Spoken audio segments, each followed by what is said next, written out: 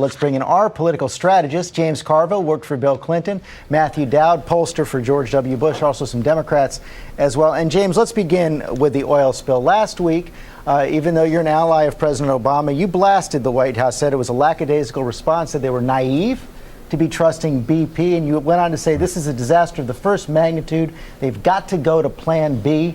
Are we seeing Plan B now?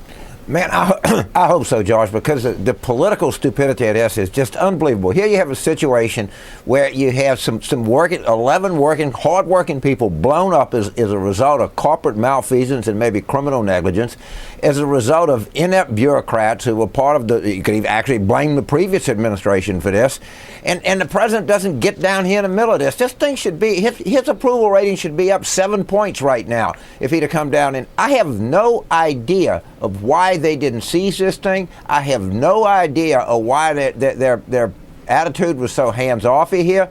It's just unbelievable. Well, now I hope he sees it now, because this is very seldom you get something that's really good politics and really the right thing to do. Well, and that is to get involved here. The president is going down on Friday. He's announcing these tighter new regulations on Thursday. Matthew Dowd, you lived through Katrina.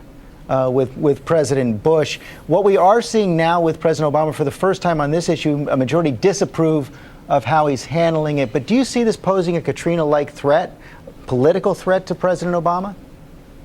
Well, I think this incident that happened, this obviously environmental disaster happened, is another example to the American public that they can't trust big corporations and they can't trust big government to protect them. And I think ultimately it's going to be a real political problem. It hasn't affected his numbers yet, but James is right. In a disaster like this, his numbers should actually be going up, not just staying stagnant. And I think ultimately they're going to drop, because I think the country right now is so frustrated on a lot of things. This is just another example where they say, what is government doing and what can they do well? We have these disasters, and we're seem now to be on Plan G. But let me ask both of you this. What more can the president do here?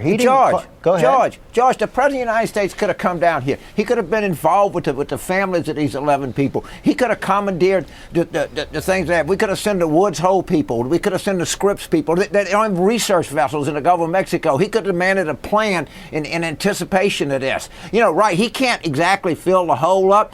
The last night I was in Larry King with the former CEO of Shell. They said they got 85% of the stuff cleaned up in the Gulf of Saudi Arabia. He could be commandeering tankers and making BP bring tankers in and clean this up. They could be deploying people to the coast right now. He could be with the Corps of Engineers and the Coast Guard with these people in Plaquemines Parish doing something about these regulations. These people are crying. They're begging for something down here, and it just looks like he's not involved in this. Man, you got to get down here and take control of this, put somebody in charge of this thing, and get this thing moving. We're about to die down here.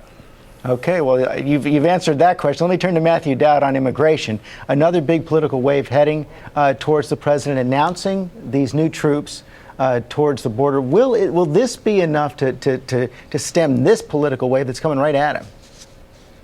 No, not at all. And I mean, ultimately, this was a political move. He would not have done this but for what happened with Arizona and what's going on in the rest of the country. It's not just an Arizona problem. The rest of the country thinks the government is broken and doesn't have an immigration policy. So, yeah, I think this is a symbolic act. It's not going to do 1,200 troops on the border that stretches from California to Texas is not going to do anything to stop drugs from coming over or stop the gang killings and all the things that's going on. It's not going to do anything. It is symbolic.